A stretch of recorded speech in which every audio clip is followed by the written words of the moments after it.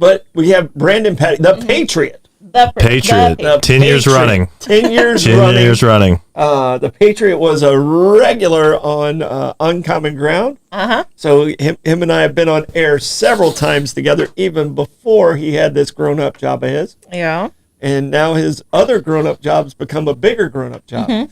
So, because it's Veterans Day week. Yes. Yeah. So, and I do call you the Patriot, so I gotta say thank you. Well, you're worth it. Yeah, It's an honor. Yeah. Yeah, it's good to be here. Thanks for having me. Yeah. So, but you guys have some big stuff coming up over at the clerk's office, and that's the reason we wanted to have you in to talk about that and tell people, in case they missed the last time you're in, what happens over at the clerk's office. And Blake did my passport online this week. Okay. So renewal? Yeah. So I thought I was going to have to come see you. Nope. But it's even easier online than I thought. It's crazy how easy it is to renew your passport. Your passport online now. It's one of the few government innovations that has actually worked. Yeah. So that's a federal level. It doesn't always work at the federal level. So well, you have an adoption day because it's Children's Day. It's kind of part of the reason why I put that in as a question of the day, because people probably need to get to the right number and adopt some kids here. Let's go.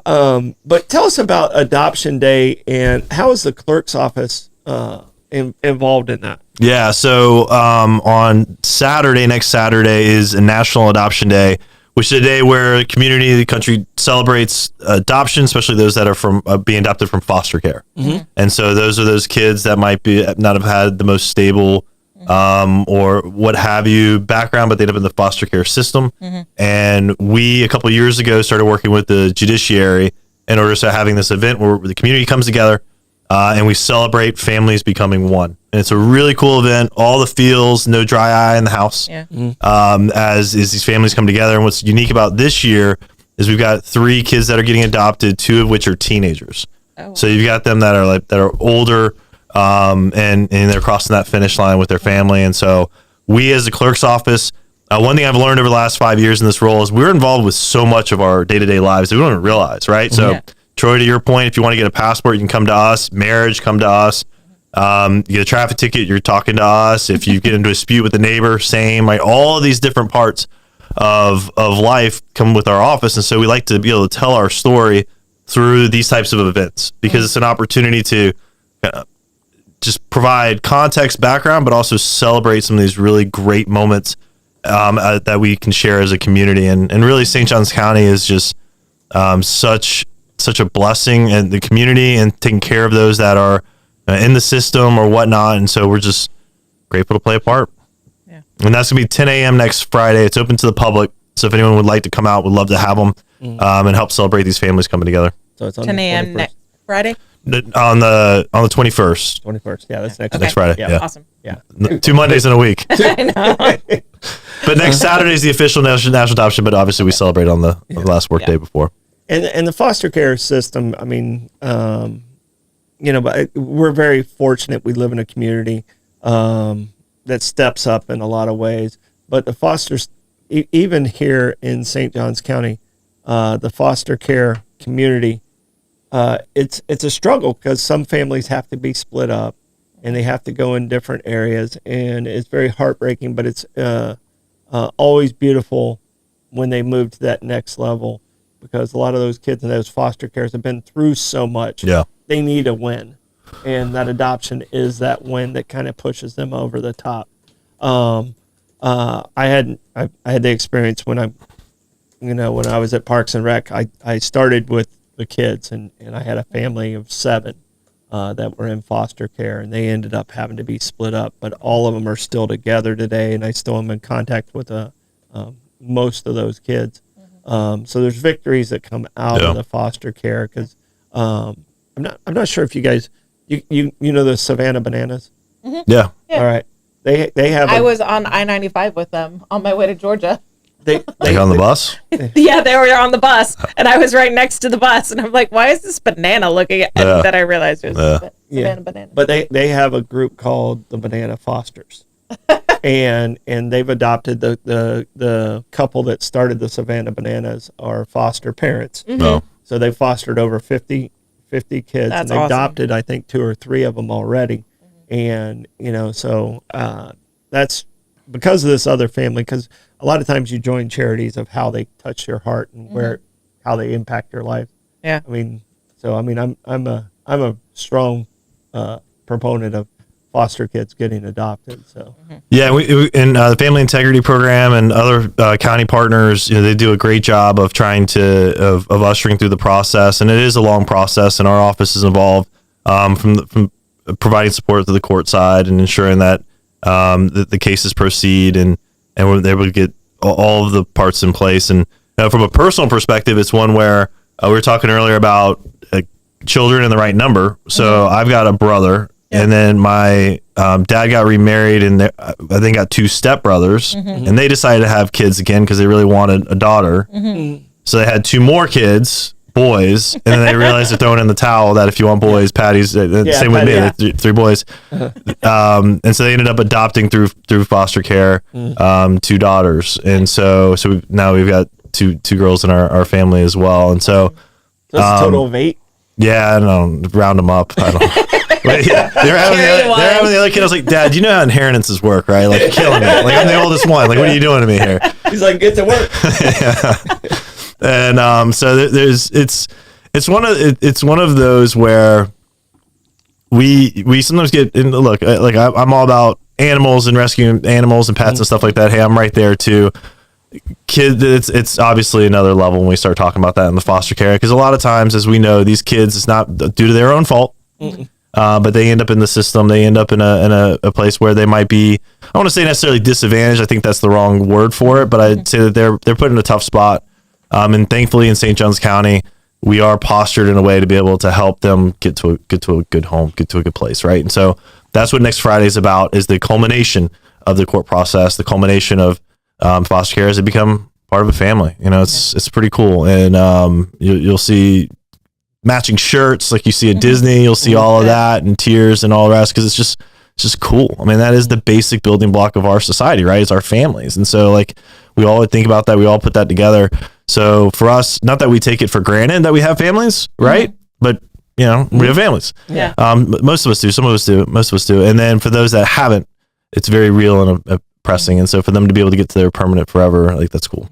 Yeah. I mean, having that base to set your feet on is very important to taking that next step in life. And I think when you get that adoption, it kind of creates that base. It's that rung of the ladder that you need.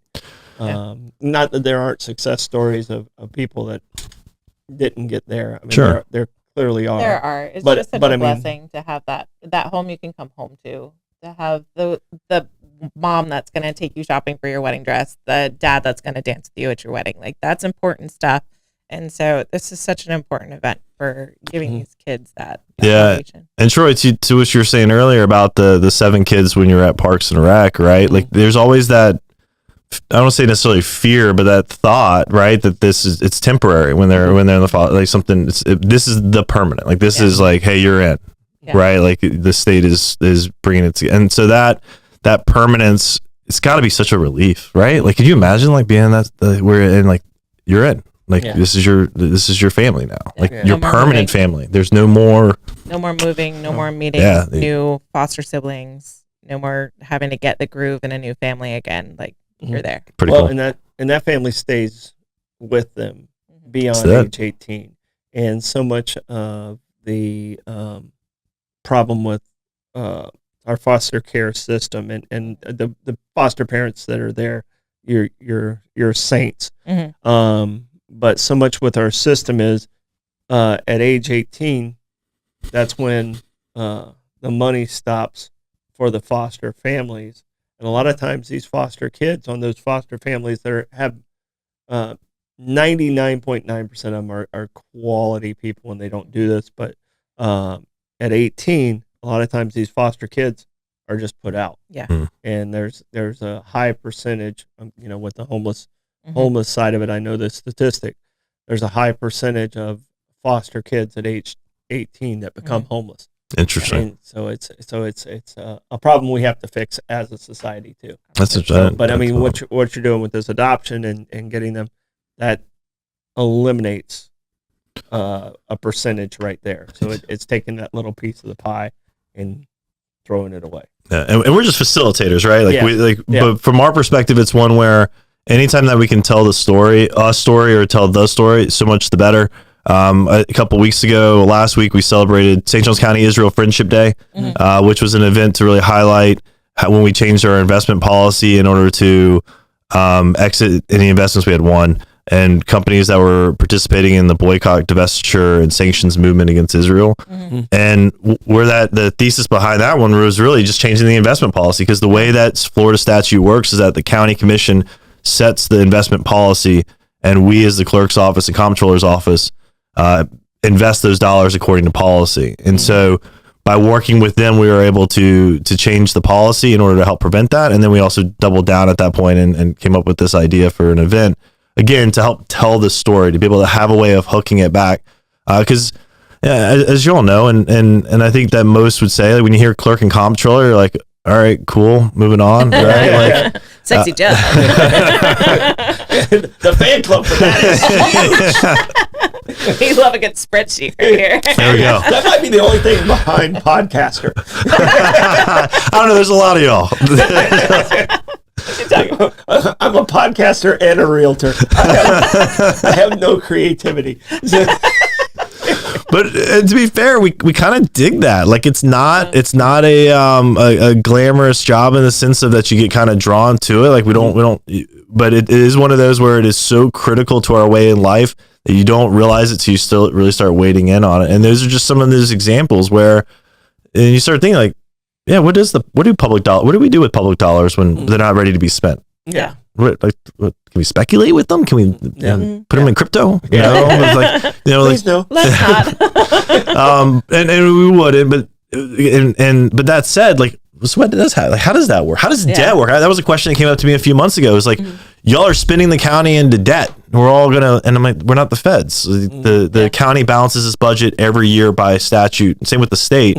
When you start talking about public debt, it's a different beast than what you see at the federal level, because the federal level can print money, and then they can put out the T-bills and all the rest of that. For us, it's, long story short, it's setting. There's a dedicated revenue source that you bond against, and it helps spread the cost between current and future taxpayers to get the end result, like a park or road or whatnot, brought forward so we can all enjoy it. Awesome. Like that's the difference, right? And then you say, well, how much are we doing this? Well, as the commission and as OMB Office of Management and Budget team, I'll tell you this, from our perspective, we have the highest investment rating possible for a public entity. So we're doing something right. Yeah. So that's lower interest rates. That's allowing us to be able to bring more projects online. AAA plus, and so it's and we have a strong reserve. Strong, healthy reserve, which wasn't always the case. I mean, and we went through 2007, 2008, 2009.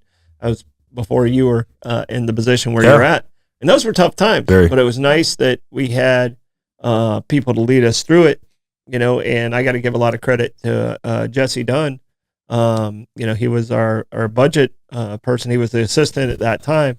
But some of the things he saw put us in position where we're at today, 17 years later. Yeah. So, I mean, we've had a very fortunate group watching the money. And then your group is kind of the audit group. Not kind of, you are. Yeah. You are the audit of a lot of our taxpayers' money. Yeah, so there's a multifold that comes together. So at the comptroller side, we're really the back office for county, right? So we count payables, we're counting receivables. So we're paying the bills, we're accepting money, right? And so we're managing the investments. We are we help coordinate the county audit. So that's the comprehensive annual financial report, which is required every year. We're required by law to have a third party come in and audit all the constitutionals plus county. We also have the Inspector General's office in our office, which helps provide some of the efficiency audits and things along those lines, as well as guardianships, TDT, and then and all of that really comes together in order to be able to help provide a separation of duties and checks and balance, so that your trust in government, and by that I mean like that your interest comes first above everyone else, is maintained. And that's really what our office, the essence of it, whether it's working with the county commission and county admin for financial management, or with the courts, with helping with courts and providing court support and so forth, official recorder, maintaining the official records for the county. A lot of what we do is simply helping trying to just ensure that y'all's trust is maintained in county government and in the courts. And it's not a small job. I'm incredibly thankful that we've got a dedicated team of professionals that are committed to service and ensuring that we're able to get it right and help maintain that high level of service. And so it really is it's an honor to be in that position, honored to be in the position to be able to help kind of accomplish that, because really at the end of the day, like, y'all are busy, we're busy, the county's busy. My goal and intent is to maintain y'all's confidence in us. You don't have to worry about us. Yeah. Trust but verify, sure. But when we're doing something bad, or when something bad happens or something goes wrong, that's when attention starts coming. Sometimes rightly, like some mistakes get made, we got to fix them. But also, just by being able to help maintain y'all, you'll be like, all right, cool. Like, the clerk's office they're doing pretty good. Like, we'll keep, you give us pressing. that level of confidence. Speaking of crushing it, tell us about your staff. How many people do you have? And, you guys do so many broad and different things. I wish it was easier to find your office the way it's set up in the county system. But tell us about how amazing your staff is, and some of the people that have been with you since, a long time. Yeah, we've got some real all-stars that have been there for, I think our most tenured employee now is at 40. She crossed 40 years in June. That's awesome. So we're about staff of 131, about $17 million budget overall. And so you hear clerk of the court and county comptroller, you hear clerk of the court, lawyer, right? Law. Okay. And then comptroller, accountant, CPA, financials, and then you get into the official recorder, you get to the internal audit function, all the rest. And well, where's it kind of come down to? And really, we're somewhat of a catch-all for the county, where there's a sheriff, property appraiser, tax collector. All of those are pretty well defined, obviously. Even county admin to a large extent, day-to-day operations for the county. For us, we just kind of fall into the mix. Okay. And so thankfully, we've been able to really bring in those that have the right skill set in order to be able to help execute our mission. And then we've invested heavily into training to help get them to the level where they can perform every day at the highest level, supporting the courts or the comptroller side, board of county commissioners, all the rest of it. And so it's been really a blessing to watch as the office has matured over the last 5 years. We've introduced a career progression program. So now we have a way for clerks to be able to hopefully be with us for a long term. The longer they're with us, the better they are at their craft. When I first came in, the organizational structure was deputy clerk, supervisor, director. That was it.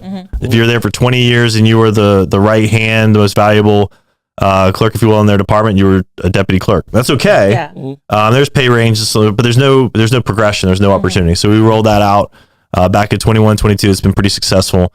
And a lot of it just comes down to fighting for our folks. And one of my primary responsibilities, in addition to helping ensure that the public's perspective is within the office, is helping to communicate to the public about what they're doing and how they're helping support them.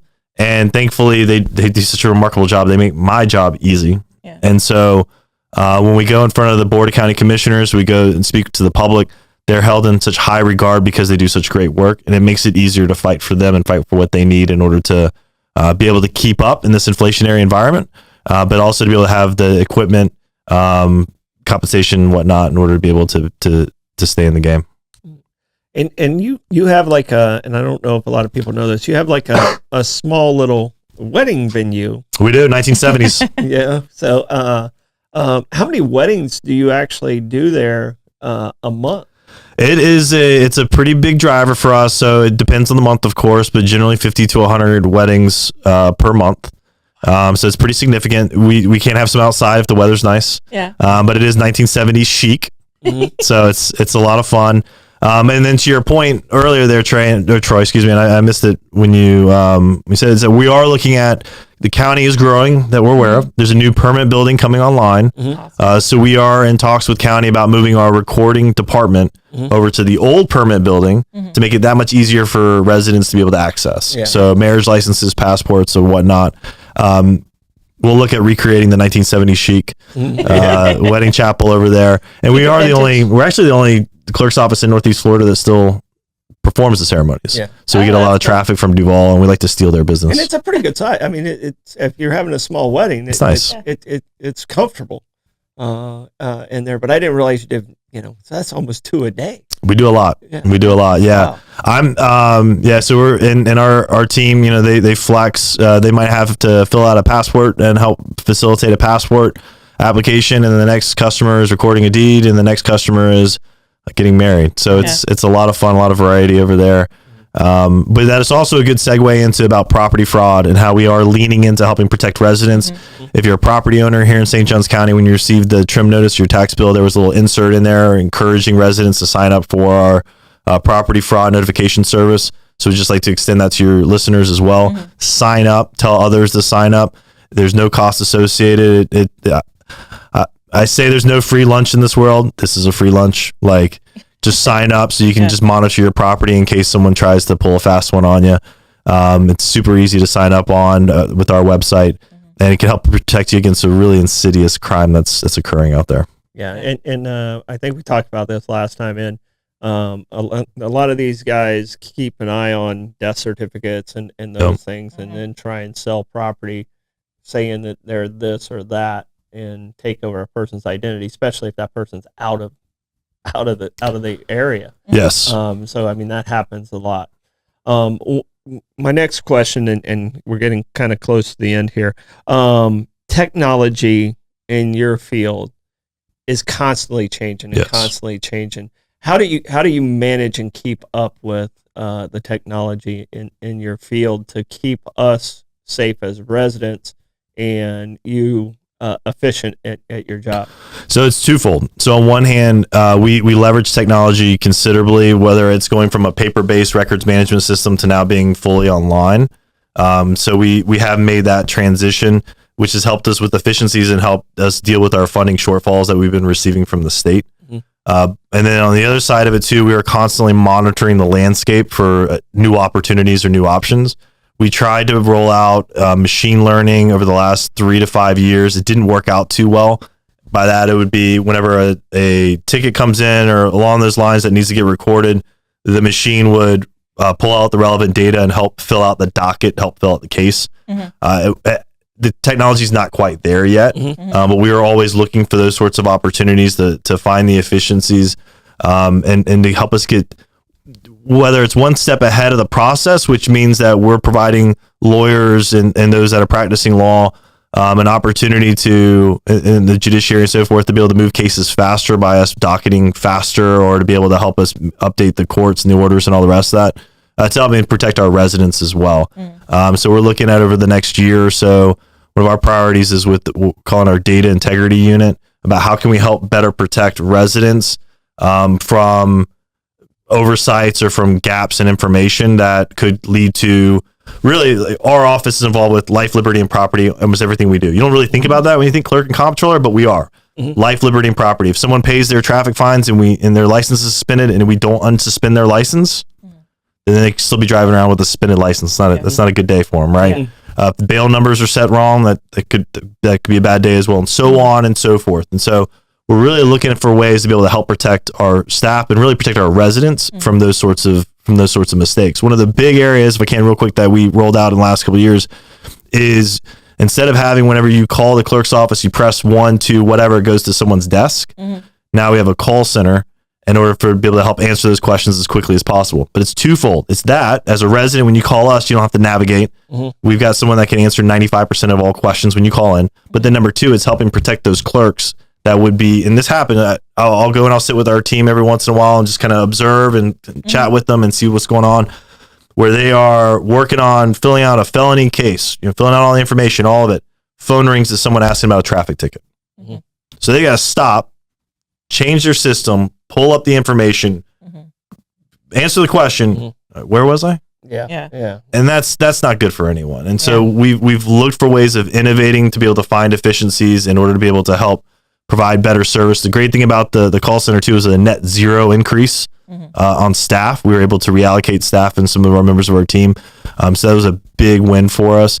We're also looking at now, this is the first I've made this announcement yet, so buckle up. The 250th anniversary of our country, we declared our independence from Britain, is coming up. One of the big grievances that the colonists had was about juries and the need for jury trials. So we are looking at revamping our jury process or jury management process here in St. Johns County. We've got a lot of big plans. And we're working with some of our other clerk offices to steal their ideas in order to be able to help ramp that up. So that should be coming out next year. I look forward to hopefully coming back and talking about that initiative. And I'm kind of fortunate when it comes to juries because no one sees me as their peer. So we can keep trying. Yeah. We'll call you on the next one. Find somebody who will accept me into their group. So. All right. All right. Final question, staying with the technology. Well, can I jump in before final question? Yes.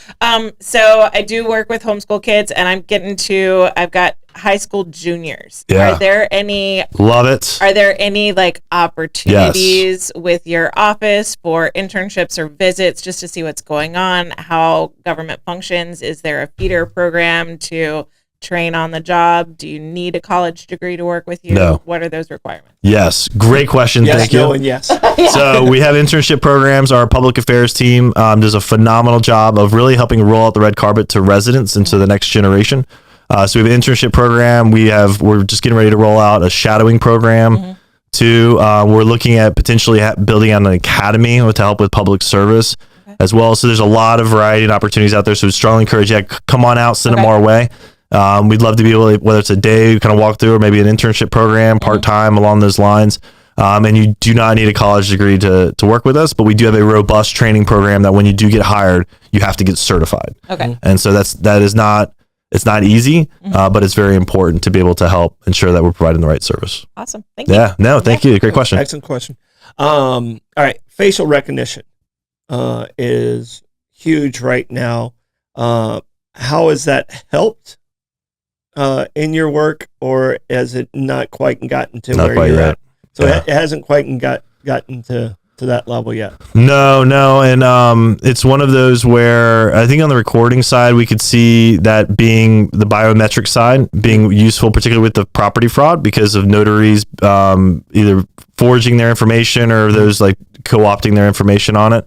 But we haven't seen it make it quite yet to the courts. Okay. All right. Anything we've left off today that you need to get out? Let's talk about the adoption day again. It is on 10 a.m. next Friday. 10 a.m. Come out on the 21st, and it is at your office? The courthouse in the annex, sir. So it's going to be in the courtyard itself? Or? It'll be in the annex, so it'll be on the north side where we assemble the juries, and you'll see that next time you get called for a jury. There you go. And they'll say, nope. Get out. Get out of here. We don't want to talk to that. Who even invited this guy? So, well, thank you for coming Pleasure. in. Always filled with so much information, and we really appreciate it.